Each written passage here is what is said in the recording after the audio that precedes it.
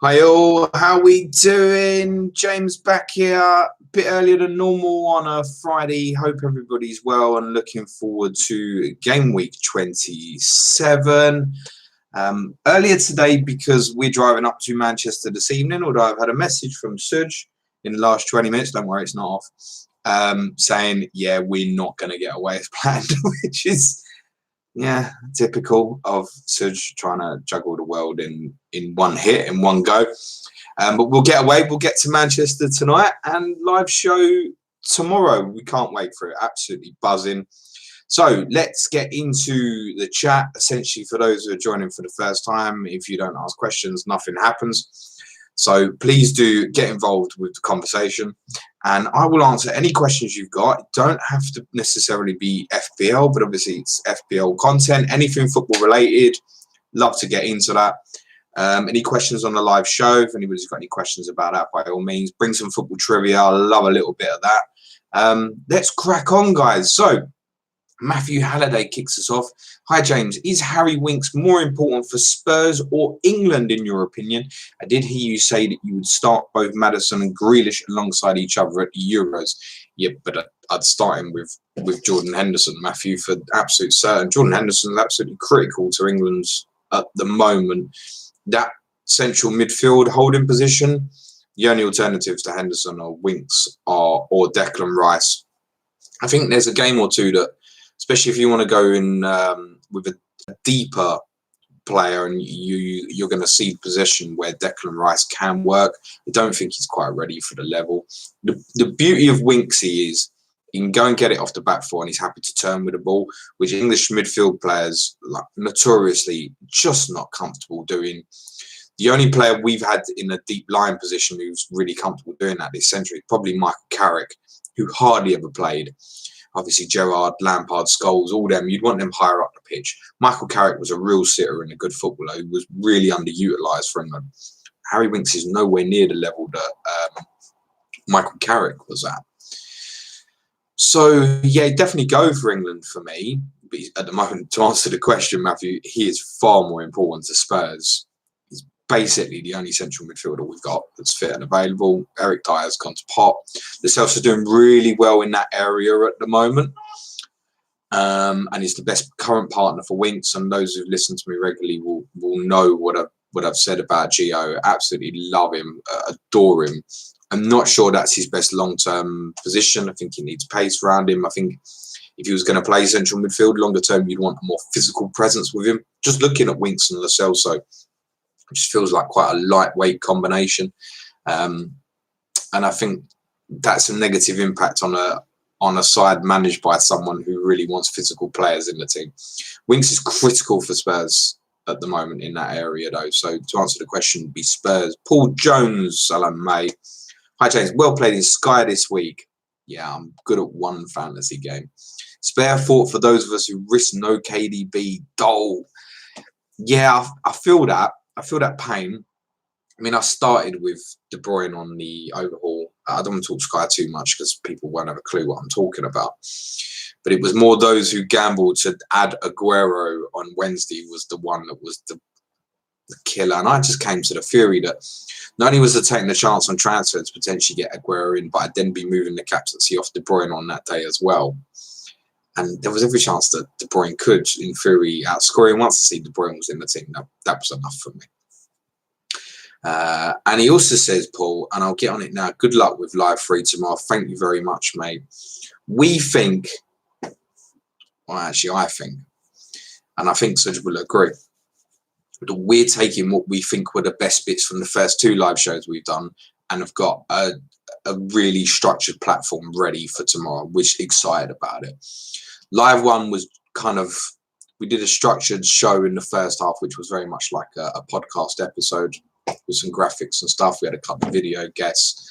And the second part was very much, we had loads of guests on from the community. And for the first one, that was absolutely what was needed. On the second one, I was so fucking ill.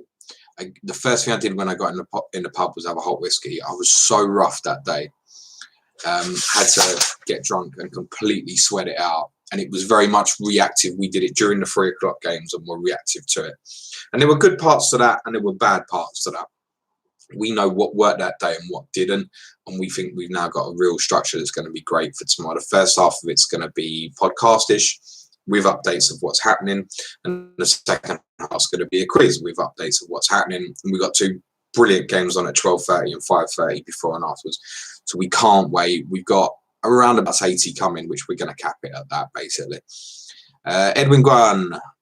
Hey, James, 7 million to spend to get more payout. Who to pick? Jota, a good option. I've seen loads of people talking about Jota this morning. It's so reactionary.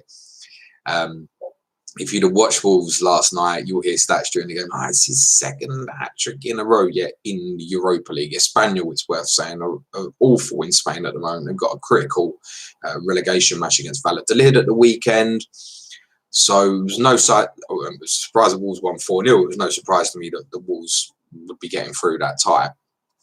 I think what might be useful for you, Edwin, is to look at some of the discussion that we had on this morning's final plan. It's not up on YouTube yet, but it will be shortly this afternoon, where we looked at a number of potential differentials in and around that value. But one of the players we've got in our differential teams is Calvert-Lewin. And although the fixtures are shitty, one of the things we did discuss was Morpay's got to go. Like, can't be having Brighton assets at the moment. We've got this Argentinian fella called McAllister. No one knows who that works out. Who's apparently trained really well this week. Could be involved this weekend. So that's another one to add to ongoing rotation pitfalls at Brighton. It just can't get away from them. No idea what system or what players Potter's going to set up with from week to week, particularly the attacking ones. So yeah, I don't mind Jota as a shout. It's not even any guarantee that he's going to start at the weekend. Traore got pulled off with half hour to go. Jimenez pulled off with 15 minutes to go. You would think those two start. Is it Neto? Is it Prudence? Is it Jota? Yeah, tough one. I tell you, I think it's a good 1 week hunt. If you're really happy with the rest of your structure, don't mind Joe Rodriguez as a shout. I think it's about 5.7, I think. Good little 1 week punt. And if you want to hold a little bit longer, then it's Newcastle away next week as well, following the Bournemouth home game tomorrow. So, yeah, Jay Rodriguez is a good short-term punt. I like that. You just got to be cautious that obviously Chris Wood's been in and out with fitness. He's touch and go for tomorrow. And obviously Ashley Barnes has been out and he's near ring fitness, but not quite ready yet. I like that as a short-term punt. I don't see any of them in there under that 7 million as a real hold. Jota's going to make you really nervous about the rotation stuff. But he's getting back to form that he showed at roundabouts this time last season, actually. Nick George, this comes up every week, doesn't it? What's your chip strategy plan at the moment? Will you be using free hit game week 31 or saving for a later day? And what's your predictions for Chelsea v Spurs? I'll come back on to Chelsea v Spurs. I will be using my free hit almost certainly in game week 34, which will be the first of the double game weeks. It coincides with the same weekends or same game week as the FA Cup semi-final. So there's likely to be a couple of teams who will blank, and there'll probably be 3 or 4 teams who have a double. 37 will be the bigger double. I'm 99% certain of that. So I will wildcard in advance of that and then bench boost in that game week. It must be said, my FPL season has gone to absolute pot. It's just a banter account now. So I'm not really taking it all that seriously. Like, my headspace is completely in the live show tomorrow. I'm rolling a transfer this week. I'll come out the other side and see where it sits. I can't make an accurate, definitive decision till the FA Cup 5th round is completed, which is in the midweek between game weeks 28 and 29. Arsenal's win in Olympiacos last night lowers the possibility of a game week 29 double for Manchester City. They could still, even if Arsenal get through, in theory, arrange quick enough to bring forward their game week 31 fixture with Chelsea to Wednesday, March the 11th. I suspect that probably now won't happen. It could still happen. I suspect it won't. But I really need the information coming up in terms of how I'm planning. My take on if Liverpool don't play in 31, which I think is what a lot of people are affected by in terms of the decision of whether to free hit or not in game week 31, is I have a group of players already that I think will carry me through the day. And I'm not bothered enough to get in other players from other teams who are playing that day to waste that chip when 34 is going to be such a limited period to plan for. You have no idea who's going to play in 34 till 31's finished. So you cannot plan for it in any way other than you can hypothetically predict who will win the FA Cup quarterfinals. But even still then, you can't guarantee which fixture gets rearranged to others. We've had that before where we've had, say, sort of it's 31 and 35 as blanks for 34 and 37 as doubles. And you would assume everything 31 blank would go 34 double and then 35 into 37. And they did madnesses like bringing 35 fixtures forward, quite a few of them. You can make hypothetical guesses and you can assume that anybody that wins the semi-final, what you really want if you're planning for towards 34 is probably you want teams to get towards the teams that you think are going to lose in the quarterfinals. But that's awkward as hell. A couple of them might be championship teams, for example. So I am planning through 31 at the moment, but not fussed about it. I've got covers in there already in terms of like players who could play on it. Obviously, I've got Jimenez and Traore already. Rico, I know that's covered. I've got Charlie Taylor. That's on me for game week 31. I think Norwich and Everton will probably get added to that if Spurs beat Norwich in the Cup. Richarlison, Calvert-Lewin, Pukki. Yeah, I can thump them in on the day if I want. I want to get to that day with 2 free transfers. It's 6. If Newcastle Villa is on, I've got the Lascelles and Grealish. That's 8. And then if it's Liverpool as well, I've got 11. So that's why I'm intending not to free hit in 31. On Chelsea Spurs, the sun blow is mortal. I've been very critical of him. Regular podcast listeners will know that, but I can't be critical of what he does in front of goal. It's an amazing striker for football, left or right. His goal scoring record's incredible. Off the back of the highest expected FPL points from any player in any game this season, and played it with a fractured arm. It's miraculous. Huge miss. Chelsea are in a very bad place at the moment. Kante's injury is not going to be any help to them. I suggested, I think on the main podcast, but it may have been Tottenham, that I think Chelsea will play a similar shape to what they played against Tottenham in December, a back 3. And if they do, I think they'll beat us. If they stay with a back 4, I think they'll beat us. There's just not enough quality in that Spurs squad at the moment, and we're just preying on defensive lapses to have openings at the moment. And Chelsea in that fixture in December, it was their best defensive display of the season. Don't underestimate how important the game is to Chelsea and their supporters. It's their game like it is Arsenal for us. So motivation won't be any problem. And suddenly if they win the game, they've got a little bit of a buffer again, as Spurs are now the closest 1 point behind in 5th. I do anticipate Spurs to get beat tomorrow. I don't do the lion shit. Edwin Guan, did you get a trim? You looking fresh. Edwin Guan, you have not been watching the YouTube videos this week. I did get a trim on Monday, yeah. I thought it was important to look my best for Planet FPL Live 3. Joe Finley Batter, would you know? Would you bench boost? With Pope at home to Bournemouth, Taylor at home to Bournemouth, Stevens at home to Aston Villa. Who's the other one, Joe? Oh, and Hayden against Palace. Christ. No, I absolutely wouldn't. I can't think of any circumstance for me personally where I'd ever bench boost in anything other than a double game week. I just can't see it. All you need there is 1 Bournemouth goal and 1 Aston Villa goal, and it is a waste. A complete waste. I think, and I've said this a few times, apologies for those who feel like they're getting a repetitive noise here. I think that I look at bench boosts and go, if I've got my 4 weakest players, and that's how you should judge it, the 4 weakest players on the bench, and they're playing twice in a double game week, and they all just blank, hit level of appearances, that's 16 points. Can you be sure, Joe, that those 4 players that you name will get you more than 16 points? Let's take the scenario here that you double Burnley defensive. It's said to keep a clean sheet against Bournemouth.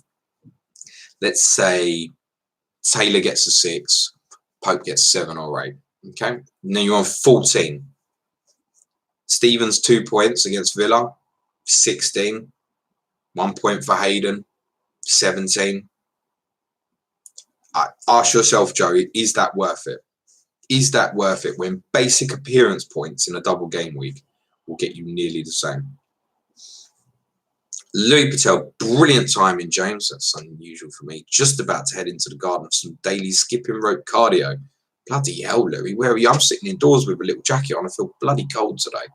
I'm sure it'd be a lot colder in Manchester than what it is here in London. But thank you very much, mate. Joe Finley Ballas says no wild card left. Now that's to go back to the bench boost equation. It does make it more difficult. Absolutely makes it more difficult. Yeah, it's one of the problems with the early wild card, isn't it? So I never advise anybody of it. But then as soon as you've used it, it's like mentally, it's like, different problem. How am I gonna maneuver things now? What I would say about that, Joe, and it's really difficult to plan through for a long way, but you will know the game week 37 fixtures before game week 32. In theory, you've got 6 transfers there. And I think in game week 37, my instinct would be right now we will have about 10 teams that will double. And I wouldn't be surprised if we have one that trebles as well, which, I mean, fixture-wise, I know everybody's talking about Manchester City at the moment, but if Arsenal do really well in Europe, it's going to become really awkward for them. John Bailey, hi James, hope FPL Live goes well. Shame I can't make it. Thank you very much, John. Alex, nice trim, James. You know the problem with me is I'm lazy. Like, I don't even cut it myself. I'll go down to barbers and spend 9-10 quid. I don't care. I'll just go and do it. I'm so lazy. I should just like shave it off every week. Look at the difference. Go back to Monday's People's Poll and look at the different state of my hair. It's like 2 different people. Brad Lewandon, what would you advise for us to do with no free hit for game week 31, James? I feel like I've been through that. Also, everyone should buy McAllister, best player in the league. No bias. Brad is a Brighton fan. Did speak about McAllister very briefly at the start. I had no idea how an Argentinian footballer has a name like McAllister. How does that happen? I've kind of covered it off, to be honest, Brad. Alan Adair, how do you think Spurs should line up? Dele false 9 with Lucas and Berg. This is not the answer. Dele false 9 with Lucas and Bergwijn at the sides, or Lucas up top with Bergwijn, Dele and Lamela behind, or something else. You're close, Alan, to what I do. I mean, tomorrow I would play Lamela as a false 9. The problem is I don't think he's got the fitness to do it. But obviously you can change shape and tactics later in the game, and potentially you then maybe push Bergwijn and Lucas closer together later in the game. I would go Winks, Lo Celso centrally. I'd go Dele where he normally plays, Bergwijn left, Lucas right. And if Lamela could give me an hour, I'd play him as the furthest forward as the false 9. When we won 3-1 there a couple of years back, it was the change to put Lamela in that position during the game that switched the tide Tottenham's way, because of the way he comes off, and he's the one who's really comfortable back to goal. You can feed him. He's strong. I'm not suggesting anyway as an FPL asset here, by the way. But Lamela is crucial to Spurs. And if you think about the strengths of Bergwijn, Lucas running in behind, joining in, and Dele's greatest strength joining in, you get runners off. I think it can work, and I think it would give Chelsea an issue, irrespective of what formation they play tomorrow, because their ball playing centre halves are not good enough on the ball. So you'd be quite happy to let them have it. Also, the other major benefit of Lamela, and this goes back to the year we pushed Leicester, is he's the best presser at the football club. He is the one that instigates the press. When he missed the game at Anfield in game week 32 or 33 in 2016, Lamela's absence, which meant Son playing, believe it or not, was huge. I think we would have won at Anfield if Lamela could have played that day. because he spears it off. Lamela goes and everyone goes and joins in. He's brilliant at it. And I'd like to see him given a chance there. Creativity-wise, he's great. He frustrates as hell because he holds onto the ball too long at sometimes. So does Dele Alli. I'd like to see Lamela play the false nine in a fixture like that. Against Wolves would do similar, but then fixtures after that, say like West Ham at home, I probably would want him to go with Lucas through the middle, I think. So it's very opponent dependent. Phil, afternoon, James, all the best for the live show. So good, work commitment stopping me. Who are all these people working Saturdays? I used to do this shit. I feel for you guys, man. Lee Tomlinson had to replace Son, went for Bruno. Am I an idiot? Want to keep clear of Spurs as your fixtures aren't great and none else jumped out. Sounds quite intelligent to me, Lee. There's a lot of people with Heung-min Son problems at the moment because where to go on the value is most will already have De Bruyne. Even if you didn't, you know they're going to blank in game week 28. You've got to, if you want to add Mane or Salah to your team, you've essentially probably got to sell TAA or another defender or Firmino, for example, and downgrade that and then make the move for a -4. For the first time, that's something I've considered. And I don't own Son. But it's the idea of next week to move off De Bruyne and looking at maybe, say, Robertson down to Bolly area and then De Bruyne to Mane, for example. It's something that I'm considering. But then below that, you know, Pepe, come on, man. Bruno Fernandes, I said on this morning's final plan, and we're getting him in the differential team, I can say, is someone I think that will tick over on points. And I think it's that. I think he's regularly going to tick you over at around about a level of sort of 4 points per game. And I think he's one of them. He's going to fall into that category. It's probably not going to be fixture effective in terms of his returns. And therefore, once he goes in, he's probably going to stay in. The other complete thing to do, Lee, is to consider, obviously, what you are on strike force. You know, can you come down one, for example? It depends on what you've got. Can you cut down defensively? There are other ways you can cut and then maybe consider people like, I'm not saying Aubameyang's another one who blanks next week. But Vardy, obviously, beyond this weekend, comes back into fixtures. We know a lot of people have come off. There's lots of ways of manoeuvring it. And I think the only way to manoeuvre selling Son is to move the money. And obviously, moving down to Bruno Fernandes is fine. You've now moved the money. Be interesting to hear what your thoughts are and what you might do next. Paul Coleman, play the Lord or Stevens of Southampton. It's brutal. That's why I've sold him. I'm sick of having the choice. And I really think one of the things I said on the podcast following Sheffield United's win against Bournemouth was that in a roundabout way, for those of us that sold Lundstrom, him scoring could prove to be a blessing. Because I think you've probably got, well, I don't even know. I don't know.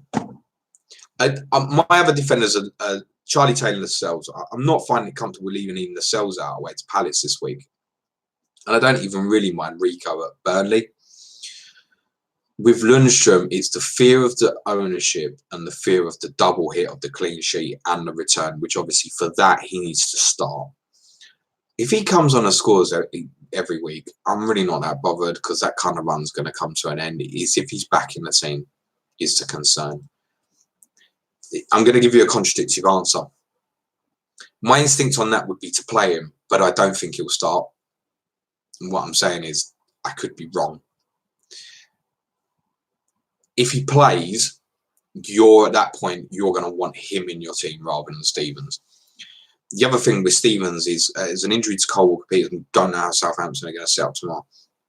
It could be that James Ward-Prowse will play at right back against Jack Grealish, which would be a really interesting matchup.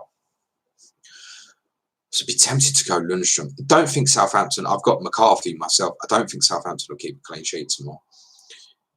Phil, would you play Fleck or Williams? I'm going to assume that's Brandon Williams, Phil.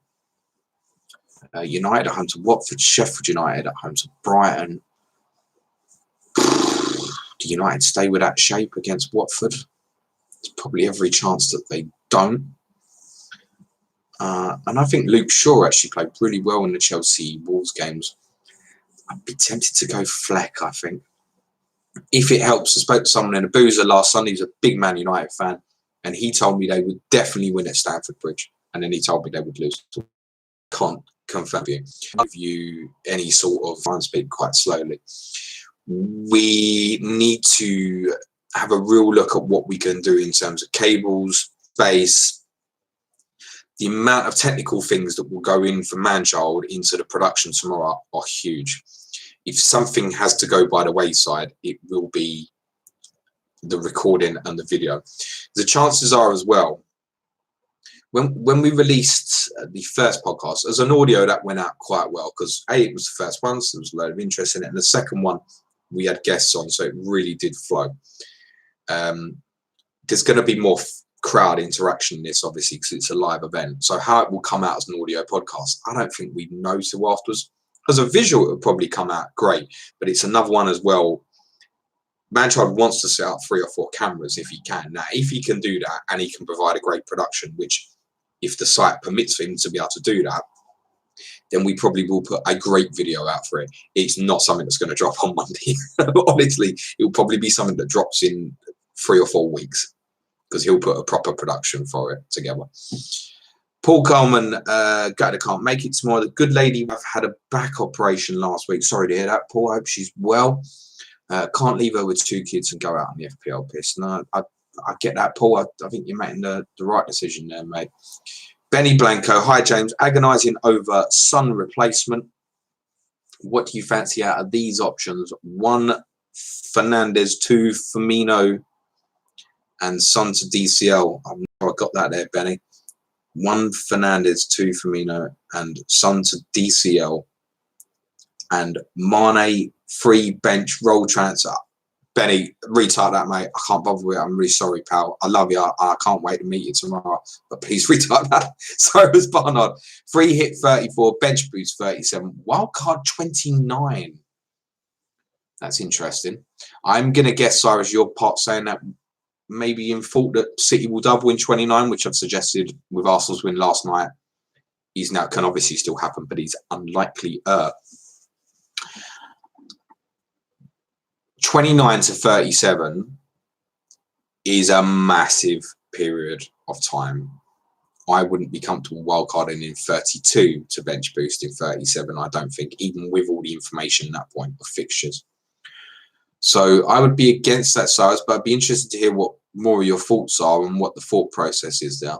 Angus McPhail says, if there's no City double in game week 29, is it just a case of dropping Aguero following this weekend rather than holding on? Yeah, absolutely, definitely. He's got blank, and then Man United away, and you don't know how to play. Sort of fixture could favour Jesus as well. So yeah, dump. I mean, I might dump KDB after Leicester this weekend. I honestly really might. Tim Shannon, can't make tomorrow, gutted, but got the beers in to watch the Chelsea game, stuck with the Sun dilemma for week 28. All the best tomorrow again. Thank you very much. Tim, everybody, or not everybody, but so many people are obviously in this humming Sun dilemma. And one of the things already says the awkwardness in terms of where the money goes. It's spreading that money. Patrick Lawson, pretty sure that McAllister has Scottish and Irish ancestors. Thank you very much for that, Patrick. I can't pretend to know a lot about him, but certainly hit up. I mean, it's Brad who's on, who's a Brighton fan. You can ask his opinion. Our Brighton correspondent, FPL Seagull, I know has been keeping an eye on him while he's been in Argentina. So hit those guys up, see what their opinion is. They will honestly know more about him than me. I think he's an attacking player, probably suited to playing wide, but I don't know a lot more than that, other than he has a very Scottish surname. Joe Finley Batter, have you ever come out? No. Of a game your side has won, still pissed off? Oh, mate. Like nearly every game we've won this season. I still remember Huddersfield won Watford 2 last season. We see the 94th to wipe out my double Watford defence clean sheet. Was that in a blank as well? Oh, no, it was in the double. And Delafeo, I think he might have scored both, hadn't he? Yeah, the one I remember at Huddersfield last year was loads of gambled on Kolasinac, and he was on for top bonus, and he scored a last minute own goal, didn't he? So he went from a 9, I think a 9-pointer to like a -1 straight away. Yeah, loads of times. Loads of times with this Spurs team. What's helped a little bit with the mood as well, there's been quite a few late goals. So like the performance against Southampton in the Cup was miserable at best. But because you're 2-1 down with 10 minutes to go and you win the game, like whatever the circumstances are, at that point you are going to go home happy. Norwich at home when we won 2-1, I went home with a right hump. Right hump. And seeing so much shit on my timeline about how the performance was so much better when it wasn't. Yeah. Loads of times I've done that, mate. Edwin Guan, have fun tomorrow at Planet FPL Live 3. Good luck to you and Spurs. Look forward to your live stream on the way to Manchester. So, good shout, Edwin. Now, I don't know if this is going to happen or it's not. But we're driving up to Manchester tonight. We haven't done a live stream for a game this month, and this is Suj's idea for a change. Was the carpool karaoke idea? Don't worry, I doubt they'll be singing. Of streaming us in the car on the way up to Manchild. let's rename it Manchild Esther in the sunshine. Manchild will be with us. I think Suj's cousin's coming up with us as well. But yeah, the intention is to try, if the Wi-Fi is okay, and stream. And it will kind of be run, I guess, similar to this, just with other people there. Suj is designated driver, by the way. So he's not going to be sitting there with a laptop answering your questions. That will be me, and we'll probably open it up to a wider conversation in the car. But yeah, if it comes off, it might be a laugh. In terms of time, I have no idea. The original intention today was that Suj was going to pick me up in around about 3.5 hours from now. And we were going to try and drive up kind of as people were finishing work. That now looks like it's not going to happen. We will certainly drive up tonight. I suspect we'll probably be heading off more like 5:30, 6. Which means we could probably stream at any point between around about 5:30 and 10 o'clock tonight. It might be something that is just completely awful and lasts 10 minutes, but I suspect out of interest, most people will want to join in and see what it looks like with people talking about FPL football on the motorway. Benny Blanco, what would be worse, having taste buds in your arse or having to piss out of your nose? Benny, brilliant question. I can't believe you've never listened to the Fighting Cock. What would be worse, having taste buds in your arse or having to piss out your nose? Piss out of your nose is... I ain't taste buds out of your arse. It's all right, isn't it? You just have hungry arse. You still eat through your mouth, couldn't you? FPL lucky FPL, and mate, based on current outlook, yes, I know ridiculously early and so much can change. Who's your top 6 for next season in order? That's a fascinating question. I like that, actually.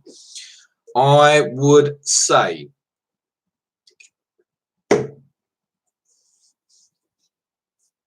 I'm going to factor into this that Pochettino will be Manchester United manager.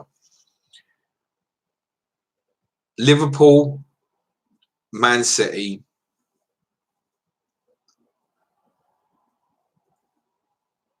Arsenal, United, Chelsea, Tottenham. I know which one is on the least upwards curve at the moment. It's my team. Now, as I've said so many times, he's going to get the grace because of these injuries, I know. Trust me, he needs to start next season very, very well. Stewie Bryan, of course, we don't know like transfer window and stuff like that, but which one's least likely to spend the money as well? Spurs. Stewie Bryan, hello. Slightly disagree on the bench boost. A good first sub and others with good fixtures can achieve that 16-point mark. Egg, McCarthy versus Newcastle, Perez v Villa, O'Connell versus Norwich, Lascelles versus Southampton in game week 29. Yeah, I mean, however you think you're going to get to that 16 points, I mean, it's worth saying, and it's a good point. The one I referred to earlier was 3 defensive players and a 5th budget dead midfielder, basically. This one's a little bit different because you've got people in there like a Ayoze Perez. Now, if you think you're in a position where you really want to play Ayoze Perez and you think he's got the potential of a double point haul, in theory, you don't need anything from the other 3, and you probably will get something from that other 3. That set of bench boosts looks much better to me than the one we were looking at earlier. I think because there's an attacking player in there as well. If you take my bench this week, I'm leaving James Maddison on the bench. Lascelles at Palace, Rico at Burnley. I've got no playing goalkeepers up. That 3 could go mad. Like if Maddison scores, he's probably in a double point return. He's near enough that way. Particularly, obviously, if Leicester were to win the game. If they win 2-1, for example, and Maddison scores, he could well be hitting the top bonus, and you're looking at a 10-pointer. It takes the Lascelles clean sheet at Palace, and that's no bonus, and you're on the 16. I get that. I think I'd be more comfortable with it with an attacking player there as well. The other thing is to bear in mind, and that's the flip of what I just said on someone like Ayoze Perez, is our good friend Neil Murray, who's obviously brilliant on Twitter. He bench boosted in the week gone, and I think he was stitched up where he lost a player. I might be wrong, but if he lost a player straight away, I think basically with the rearrangement and stuff like that. That's a sickener. A sickener if you bench boost and one of those guys doesn't play. I will never say you can't do that. Sometimes you will hear me say that, but I don't really mean it. That's just me giving my opinion. You can play this game however you want. And I like that more with an attacking player. He's gone and say, yeah, that first sub increases the possibility. Oh, yeah, I agree. I prefer that more to the one I was looking at earlier. Tim Shannon, where do you think Wolves focus on in the upcoming weeks? Christ, I didn't even put Leicester in that top 6, did I? Where do you think Wolves focus on in the upcoming weeks? Winning Europa is definitely a possibility, but top 5 is also achievable. Yeah, for both. I think of the English clubs in Europa at the moment, Wolves are the most likely to win it. I'm not joking when I say that. They are so well suited to how European football is played. Now, at the end of the season and get to easier fixtures, they have a massive chance to go clear, I think, with this run of games they've got coming. And obviously, they'll have an advantage in 31 when most others don't play. Now, of course, everyone's going to get that fixture back. I won't be surprised we're going to game week 32 and Wolves are 4th. But I also suspect that we'll let down in some of these easier fixtures coming up. Like Norwich at home at the weekend, actually, it's not suitable to them. It's not suitable because Norwich will go there and they'll set up not as deep as they did at, say, Liverpool. They want to spring back on you in the way Wolves want to spring on others. It'd be an interesting one. I'm a bit disappointed that one's not on the telly, actually, because I think that's quite an interesting matchup on Sunday afternoon. Dan 76 Lord, good afternoon. James, good afternoon there to our Liverpool correspondent and Premier League title winner. See you tomorrow, mate. DJ Newton, hi James. In my car, driving home from work. Just keep talking. He says the weather's horrible up north. He said, I know how grim it is up north, DJ. You don't need to tell me. I mean the weather. I don't mean everything. And Dan says, yeah, not stop raining for a couple of days. This shit don't surprise me. Like Wales, I don't care what they say. It never stops raining. And like Liverpool and all that, Manchester is west as well. It's no surprise. GM Stores, yes, James. How much do you miss White Hart Lane? Oh, God, this is a whole other stream. It annoys me that they're knocking down decent, proper football grounds. Such a shame, Chelsea, Arsenal, Spurs, Athletic, Madrid, etc. Very mixed opinions. A recommendation for what, actually, although I think he's a bit of a dick, Richard Hammond did a good program on the Spurs stadium that was on about the architecture of the stadium and how the pitch. What I learned something I didn't know last night was that the pitch, the football pitch, which obviously for the American football goes underneath the main stand, which I knew. But I thought it just went into an empty space, which then they use all the lighting that they use for cannabis and stuff like that. They do use that lighting, but the pitch literally fascinating in terms of the architecture of it. I really like the new stadium. I really, really like it. It's not the old place. That old place, man, at the end was so good. Yeah, I miss it. If you said to me now, could you go back? Yeah, I'd go back, personally. It just had a real intimate feel about it, and when it really went. That said, the noise that new stand generates is phenomenal when it goes, again, because of partly how they've built the thing. They've made the new stadium as good as they possibly could, and aesthetically, and in terms of the way it's been built, everything inside the ground, which again you won't see on the TV, it is up there with the best anywhere, probably comparable with NFL stadiums, not for size, but in terms of some of the infrastructure and the facilities, etc. I haven't been, and I think it's a long time before I get to a football stadium that is as classy as that. But I do miss the old place massively. Andrew Martin, afternoon, how are you, mate? I need a Redmond replacement that's under 5.5 and definitely plays game week 31.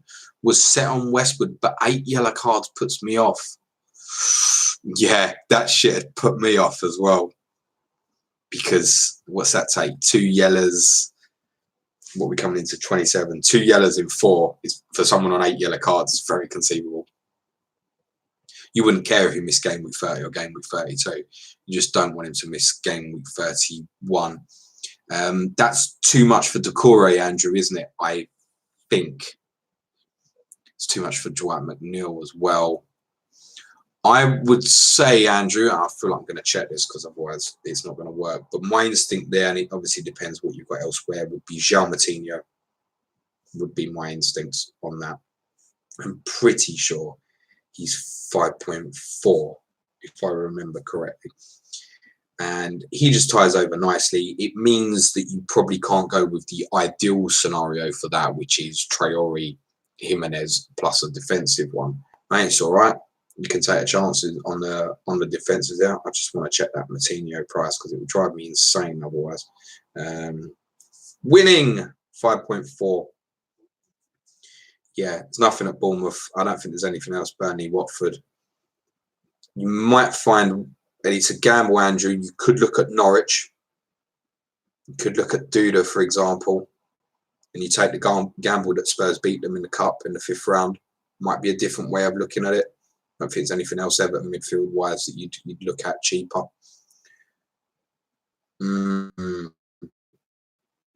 Yeah, that's a really, really tough call. And I don't know where you're at value-wise there and what your team looks like this week. But I tell you what, if you can get round and roll and next Friday, I'd be very tempted possibly to do that. Otherwise, I think my call on that would be Moutinho. FPL telling Josh, hey, James, oh, shit, I've lost you, mate. Where have you gone? I know you had so many questions already on Son. Yeah, don't do it then. I own no Wolves for this week. Get Moutinho. Not many standouts for Son. Thinking Son Traore. What's your thoughts on it? Yeah, I'm cool with that. I'm absolutely cool with downgrading the money till you've got the information. It's fine. I've obviously got a good fixture this weekend as well, Wolves. I'm fine with that. Balassi, hey James, got 8 out of 20 on the quiz. The Zaha one instead of JWP still hurts. Yeah, tough that. Tough that. The quiz is ready to go for tomorrow. It was ready yesterday. I used someone in the work office who doesn't work in the same department as me and Suj, who likes a football quiz and is very football knowledgeable. And I gave him 25 questions rather than the 20 we're going to do tomorrow, and he got 12. And that's basically roughly, that's not even a sentence, that's roughly what I expected him to get. So that made me feel like I was on point in terms of easy, difficult, think about ones. He'll get half of some and half not the other. So, yeah, the quiz was tough, wasn't it? The FPL one. We will do it again. We would definitely do it again. You've got to remember, those who really liked the quiz last week saying, oh, yeah, do it every week. Like nearly every stat and question in there was season long. I can't just keep doing that every week. If I did it every week, just FPL based, then you'd be checking before you did the quiz. Oh, who got the 4th highest XG at the weekend? The other, you'd be checking, and you get repetitive. You know the questions before they come. What I like more is an idea of something that probably is something maybe I might just do by myself next season, be it on a stream or be it just as a podcast, perhaps as a one person only, is just to do a more generic football quiz every week. I think that's something I'd like to do. It means Suj doesn't lose out on work hours. Then it's something I can do in spare time. So yes, I think in terms of another quiz, we might do it again in terms of an FPL quiz. We might do it in the March international breaks, but I really want to get a date booked in with our Stato FPL canal, which I'm not going to pass away. So it might be that it's something that gets held off to the end of the season. But next season, I think the feedback on the quiz has been so positive that, yeah, there'll be more, even if it is a football quiz rather than FPL as such. Benny, right, sorry, mate. Badly wordy question earlier. Okay, so the options are Son to Fernandes, Son and Firmino to Mane and DCL -4, or roll transfer and reassess. Oh, yeah. See, that's the thing. As say, like, I mean, Firmino don't really want to. I know you're obviously getting Mane in instead. You don't really want to be moving that before West Ham. But you've got to move to funds with Son in some way to either go up to like Mane or Salah or come down, and then you've got excess and you're spending it. I like the -4 there for Mane personally. Just know, Benny, Firmino has not scored at Anfield all season. You know, if you take him out, he will. No, Mane will score as well. I think Salah will score. Probably Henderson, Ronaldo, Fabinho. Yeah, they can be. If they can be bothered, Liverpool, an angry team. 6 days break from Atletico. Another 5 days before Bournemouth. I wouldn't want to be a West Ham fan Monday night. That's all I'm saying. I'd probably go Mane. I'd definitely go Mane if your intention would be to captain him as well, Benny. That's probably what I'd advise. Fortunately, when I see you at the live show tomorrow, all these games are taking place on Sunday or Monday, so you won't be able to grill me to my face. Nasu, who would we rather sell between Maddison and KDB? That's an interesting question because I think the natural instinct to that is just go Maddison. But one of the reasons I see a lot of people possibly think, oh, you leave Maddison on the bench this week. Yep. I'm in a better position for it next week when I've not got KDB. I own the both. Having this strength in the team at the moment, it makes it a lot easier for me to carry what a lot of people position will be in is I've got KDB and Jack Grealish. You need to consider that now for next week. What are you going to do about that? For me, it's not a problem. I'm going to play 4-3-3 and I'm going to Salah, Maddison and Traore with a front three and a back four. And that's if I don't sell either of Manchester Derby. Now, the problem is I was definitely going to buy Son instead, in spite of everything that I'd said about his underperformances. Really tough one. If I had to sell one right now this weekend, I would sell Maddison to begin to move on funds elsewhere. Probably look at, instead of looking at, say, Bolly Saiz, probably to look at more like Doherty, for example. But yeah, interesting decision for next week. Please, if you haven't heard any of the other content this week, please, next week, do not make an early transfer. We are very unlikely now, with Arsenal winning last night, to get an announcement on the Friday about a potential 29-Man City double. But it is possible. It really is possible that that announcement would come on the Friday. And particularly if you're owning players and trying to manoeuvre that blank game next weekend, knowing you've got a Kevin De Bruyne double straight afterwards mean he stays. he sits on the bench. If he doesn't, I think he becomes very sellable, actually. It's a brave manoeuvre, but I think it becomes sellable. So strongly next week would advise that you don't make early transfers. Jeff Hull. Hi, James. Which threesome do you suggest? Before you get too excited by that, I've already stopped listening, Jeff, to tell you the truth. Doherty, Pereira, and Fernandes. There's Bruno. Or Bolly, Siyunku, and KDB. Needs a little bit of context, Jeff, in terms of are you covered up for the game week 28, for example, then? Because my instinct is, like, with Siyunku playing against KDB and then KDB not playing next week, it doesn't look so clever. I prefer the Doherty, Pereira, and Fernandes, I think, which sounds ridiculous, actually. But I think short term, that might be the answer. Interesting. Dave Pimpernel, Moura worth a punt. I get his output is frustrating, but someone's got to score. Have they? Has someone got to score? Is it the law of averages that somebody else will score the goals instead? I don't think it is.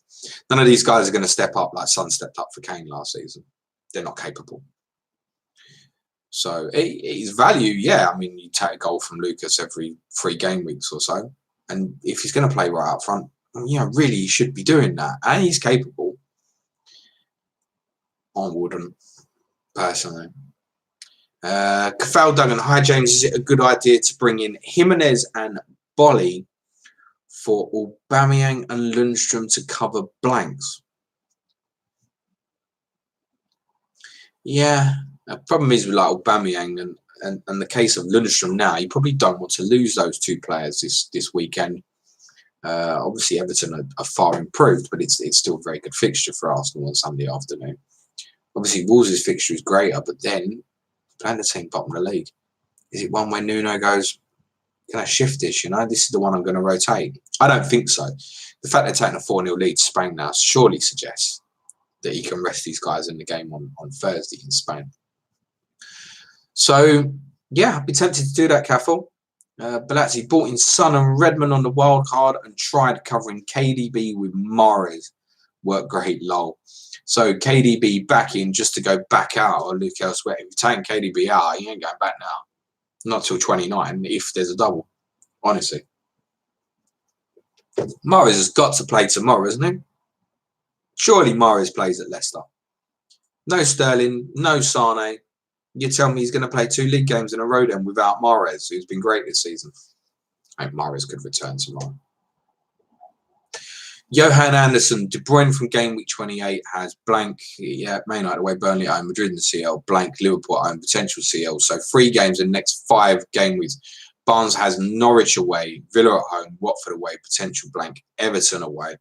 I presume that's referring to Harvey Barnes looking at those fixtures, obviously. Yeah. Who scores most points over these 5 game weeks? Will De Bruyne really start against Burnley with Madrid 3 days later? And that's the other thing on top as well. I still Burnley at home now. Does he even play with Madrid 3 days later? I think there could be mass sales of De Bruyne, I think the Hall on Wednesday will slow down. Where you just go, and that's the thing. Do you know what? Kevin De Bruyne could play just Manchester United away over that period and might still outscore Harvey Barnes. But he shouldn't. Yeah. It's a big decision for a lot of people to make on De Bruyne. And again, I stress or repeat what I said. Wait as long as possible. I think what I'm likely to do at the moment is carrying through with, and this will sound mad, is carrying through game week 28 and then possibly sell him in game week 29. Just because then I will have the picture of the FA Cup results. I'll know exactly where I stand. And I'm not sure I can sell him before 28 if I haven't got the information on 29. Knowing it's straight back is such a waste. And you take in Son's unavailability. Is it really that much to lose on the bench in the game week next week? I don't know. So I bought at 9.7, I think. So, I don't really care what I get back off that. But I think if I came back, I wouldn't be going back till sort of once we're back into the first double, I'd say. James Bailey says, do you think Doherty is worth the 1.4 million premium over Bolly? Getting one in this week. Excuse me. I think he probably is, actually. I don't know. That's a really, really tough call.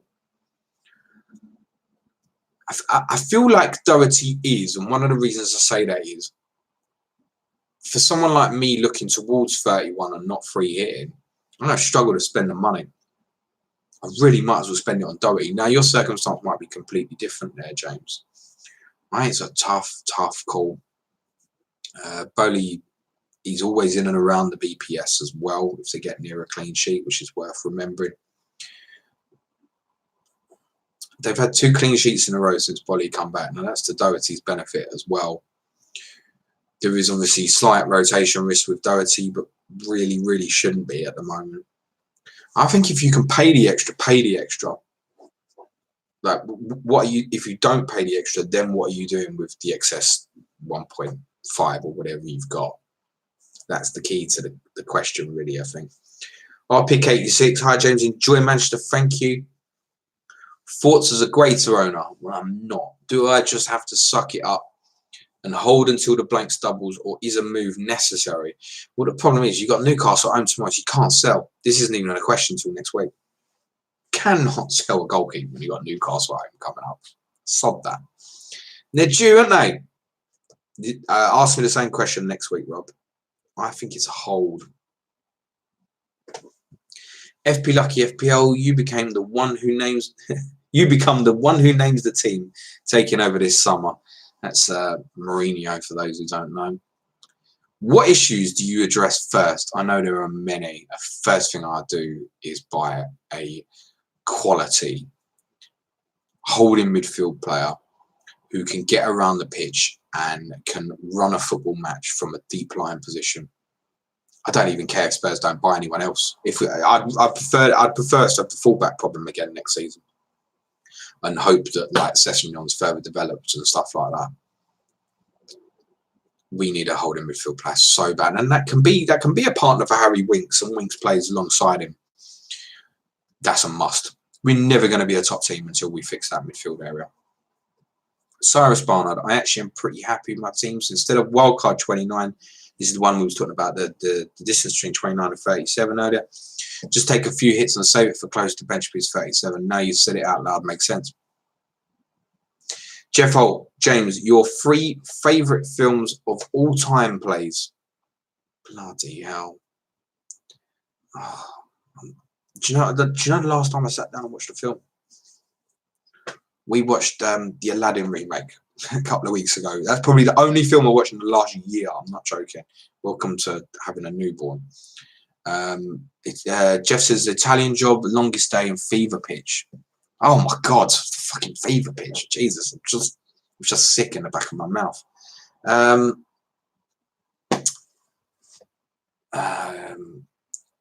Usual Suspects would be probably top of the list for me. I would say 7 maybe with Brad Pitt. Looks a bit dated now actually, which Usual Suspects doesn't so much. But yeah, those 2 I'd say. FP Lucky FPL, sorry. I don't know what you're saying sorry for, pal, but go for it. Hi, Mum. My mum's just turned up. Bless. We was going to meet for lunch and then Harry fell a kip, which is hence another reason why this stream happened a lot earlier. Stewie Bryan, do you sometimes feel relieved on watching a game without FPL involved, like a Spurs game in UCL? What's meant to be added fun sometimes becomes an added burden, right? It doesn't for me. I just don't feel that way about it, Stewie. I don't get involved. I'm more, once the team's picked, that's it. The game happens. And all I'm thinking when I watch a game is, yeah, I'm influenced by it. I'm watching out for my player. Of course I am. And I'm influenced by what I may or may not do next. But trust me, for me, I'm more looking at the tactics of a football game for the podcast. It's far more what I'm thinking about. So I just don't get hung up about it in that way. It's a good place to be, that, you know, go shit and I can laugh about it afterwards. It doesn't. It just doesn't really get me like that. Patrick Lawson, the pitch literally does what? String cut out there. Oh, right. So they cut the pitch into 3, and then the 2 end parts actually move away from the middle part. And the reason they then shove the 3 separately is to get away the trees that hold up the main south stand behind the main end, and the pitch then sits in the car park.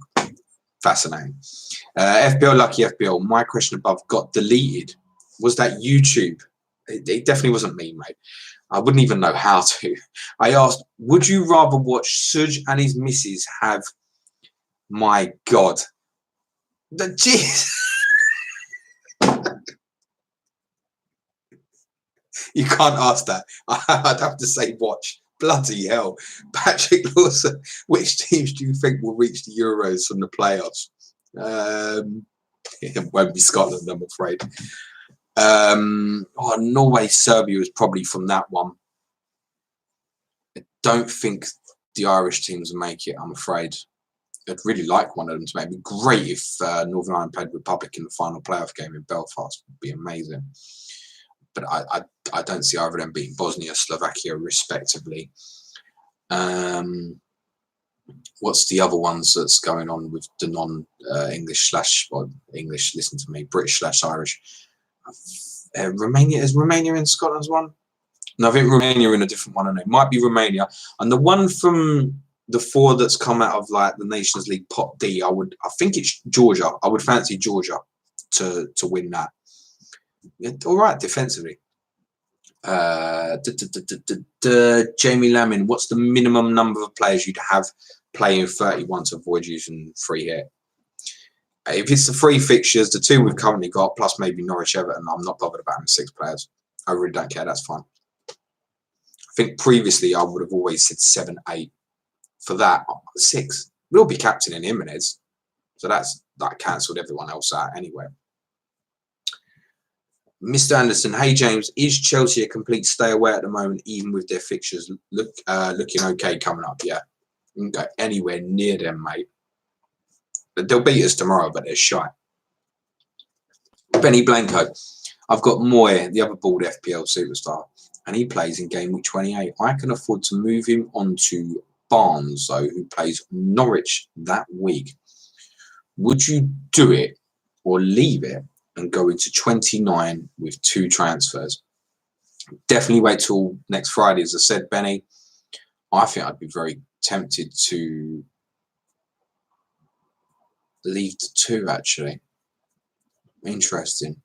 Who have Brighton got next week? At home to someone, don't they? Someone shout me out, Brighton are playing. Stu Bryan. Another Brighton question. If Brighton stay up, who will be their talisman? I thought Trossard, but the answer could be Moy coming up again. Problem is they're neither a clean sheet side nor a goal-scoring one. Yeah, I mean, they've become massively frustrating for FPL owners this year. I think Trossard is the one who could have a real big say, actually. But I wouldn't go near it for FPL. Dread FPL for 28. Do I do Fleck to Westwood? Westwood helps for later blanks as well. Not if he gets that 10th yellow in game week 30, mate. Or 1 week punt of Kun to DCL, then get Kun back. Yeah, I'm okay with that. I'm not sure I'd go back, though. That's the only thing. You're going back to Aguero, then away to Manchester United. Not sure I'd be going back, actually. Brighton at home to Palace. I'll see there in game week 28. Don't forget, it's a derby. They hate each other. No one knows why, but they do. Tom Alley, what do you think of Jota potential for this game week after his hat-trick last night? I covered that quite early on, Tom. I don't mind it, but I'm not overly for it either.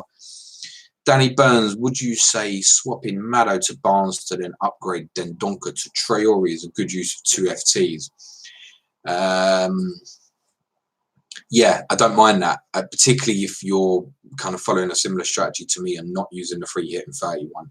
Don't want to get the 31 up Dendoncker. I was talking about it on this morning's final plan about Dendoncker actually is going to block some people, basically, who want like 3 Wolves. Because bar Liverpool now, if you said you have 3 players from one team, I'd pick Wolves, honestly. and suddenly you don't want Dendoncker to be one of them. Graf Vasily Fikloff, how about James from Chelsea? He's a really good talent. He is actually. I didn't think he played particularly well Monday night, but he's a really good talent. And not from me, not from an FPL perspective. I do think he's a good shout for the England squad in the summer, though. Joe Finley Badder, thoughts on AFCON moving back to January? Big implications for Liverpool, especially if it happens. Joe put this in a people's poll the other week. People didn't vote for it. My thoughts are that it's going to cause some carnage next year, and you will need to be aware of it. We will obviously look at it in the summer, nearer the time. Mohamed Salah, for example, looks like he's going to go to the Olympics as well. So, I mean, yeah, if Mane's available at the start, consider his ownership at the start. If Salah's going to the Olympics, you could almost write him down as name one now, couldn't you? I assume Senegal haven't qualified. That'd be amazing if Senegal are going to the Olympics and Mane goes as well. That'd be brutal for Liverpool. FPL, they'd lose more games in the opening month next season than they lose this season. FPL lucky FPL. Can't believe you chickened out of the question. That's seriously. It's not even like you're asking me about another man and another woman. He'll be watching this. And he's my fucking boss, by the way. Actually, I can't. It's the worst question. It was bad, mate. Do you ever bet on FPL? I do a free hit team for £1 each week, and it's fun. Good chance of pounds. No, I haven't, but it's all right. FPL lad, sorry if I'm repeating earlier coverage, but just joined and heard no free hit in 31. Do you mind sharing your chip strategy thoughts? You're okay, lad. So yeah, go back and watch it. I believe that I'll have enough cover for game week 31 with or without Liverpool's participation in that game week.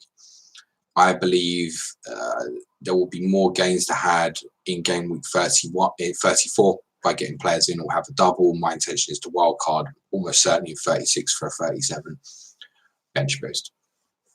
I have covered this several times over on pods and the streams. It's not a complaint to the question if you've just joined us, but for the others, it is becoming repetitive.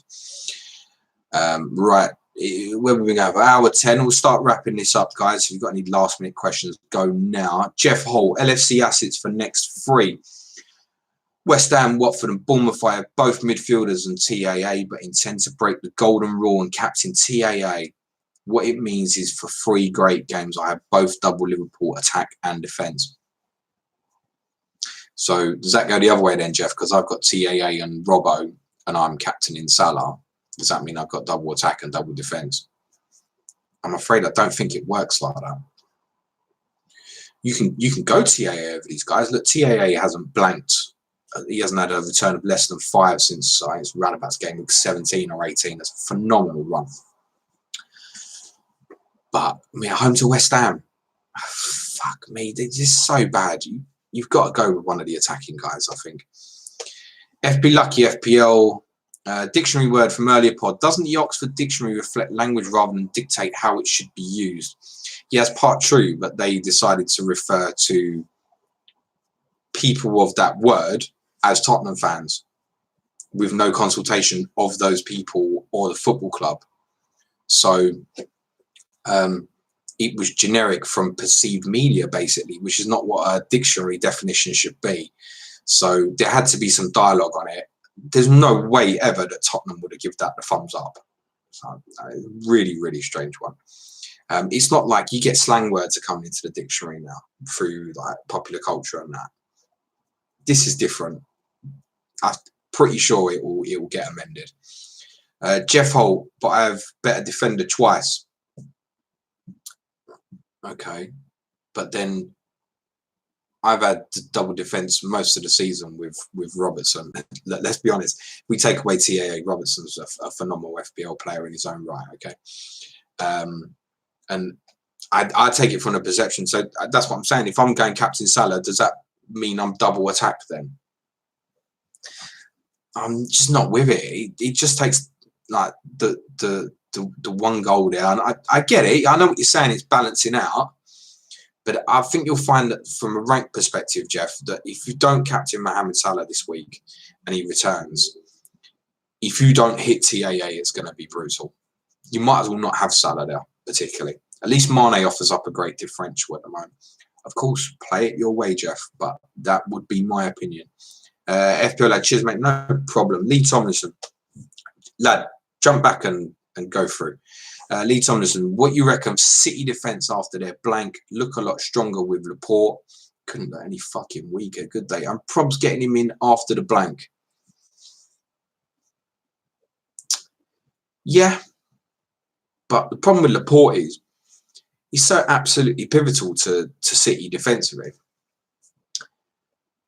That say that Burnley fixture, Burnley at home, game week 30, I think, isn't it? Great fixture, brilliant. They play Real Madrid at home 3 days later. Is he going to play Laporte against Burnley? And suddenly you're potentially looking at one Laporte fixture after tomorrow up until game week 32, which happens to be Liverpool, by the way. So now I'm no interest in City and Laporte, particularly defensively. One little quirk I've noticed, which is potentially beneficial when he is playing, once they've got the game won, he's coming off. So you take the other night, he came off at 2-0, and I think he may have in another game very recently as well. He got hooked once the game was won as well and kind of banked the points. Personally, no, I wouldn't go near City. Laporte, love him as a player. And I'd love him as an FPL asset if I think he was going to be on the pitch. Mr. Anderson, hey James, would you start Fleck or Traore this week if you have both of them? Traore for me. Benny Blanco, Sky question, James. We'll keep it sweet then. You're in a great position at the moment. I am now up to 1,034 overall. I really want to add in the world to that, but it's just Britain, isn't it? What rank would you be happy finishing with this season? Played the game because of your podcast, so thanks for getting me on it. Yeah, I repeat what I said several times. Get on the podcast on the Wednesday.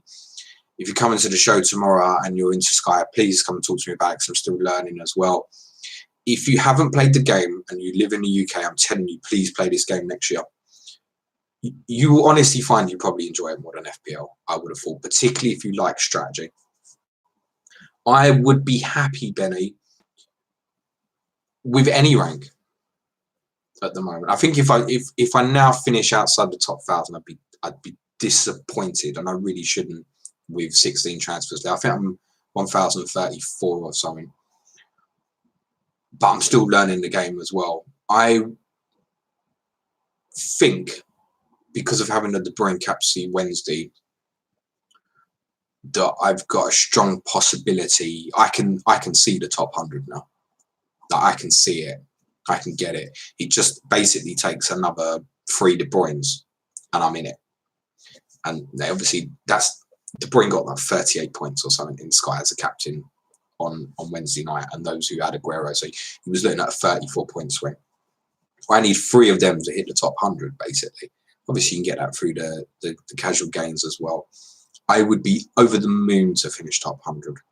But I would be really happy if I finished inside the top 1,000 because I think for a first season and the amount of mistakes I made early on would still be a good finish. Graf Vasily, how long do you know Suj? Too bloody long, mate. I have known Suj now since the summer of 2016. I had the second part of my interview with Suj. I bet the poor bastard wishes he didn't give me the job now. DJ Newton, see you tomorrow, James. Safe journey. Same to you, mate. Jeff Holton, cheers, James. Full respect for your opinion as always, Jeff. Ask the question, I'll only give my opinion as it is, mate, but I wish you luck, mate. And there's a TAA owner. I obviously hope he returns Monday night as well, especially playing that night. FB Lucky FBL, will you do a proper intro pod on Sky before next season to explain the game for newbies and what you've learned from this season? Or is that unfair, or those already playing and listening? Amongst Sky players, there's a bit of a dark web, right? Where they don't necessarily want to give the information away and tips away that they think are good. That's not amongst the podcasters of Hub or the Scout guys or whatever. If I have information, I will always share it, 100%. And 100%, we will do a official intro to Sky beginner's guide in the summer, probably in July. We will break it down from comparing points with FPL, whatever you need on it, we will do it.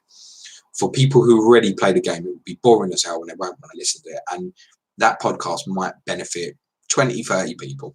if it benefits 20, 30 people and end up playing the game and we become online Twitter friends, etc., etc., I'll be delighted. Final question goes to James Conroy. Teams in the Championship or League 1 and 2 that you'd like to see back in the Prem, perhaps favourite away days with Spurs. We had a very similar question last week, James, and I said I'd love to. There's quite a few teams I'd like to see come up, particularly the ones I've not been to, rather than those that I have. So Sheffield Wednesday would be the number one for me, and Nottingham Forest would be another. Nottingham's a brilliant party town, don't tell the missus. Those would be my top two. I think it's about time Leeds got back. I know we're going to see a few Leeds fans at the show tomorrow, so I don't want to give them any grief now about bottling things, because it might bottle me. But yeah, I'm one for generally the bigger clubs coming up, but also it's nice to see a fresh face like Brentford going into a new stadium. It'd be amazing if they could come up this year. See Edwin, see Lucky FPL, Mushir, hey James, keep up the good work, man. Low listener from Norway. I hope the live show goes well. Thank you. Cheers, guys. Thanks very much. So we might be doing this again in a few hours. I can't promise it, but it is a possibility.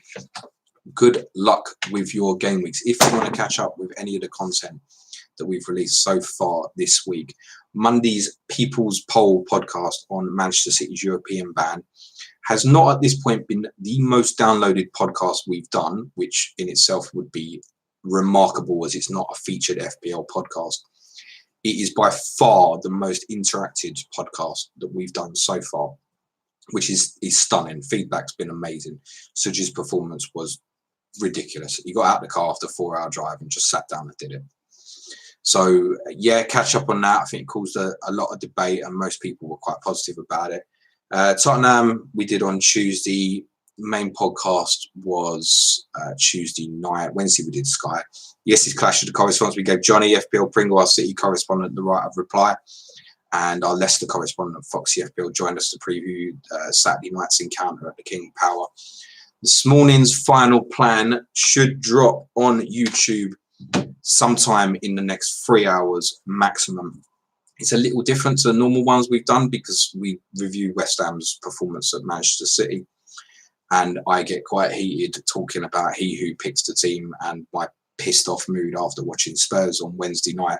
And we talk quite a bit about differentials towards the end. I mean, captaincy this weekend seems really, really straightforward if you've got Mohamed Salah, in my opinion. And on that bombshell, thank you very much, guys. Enjoy the rest of your weekend. For those coming tomorrow, I can't wait to see you. Ciao for now.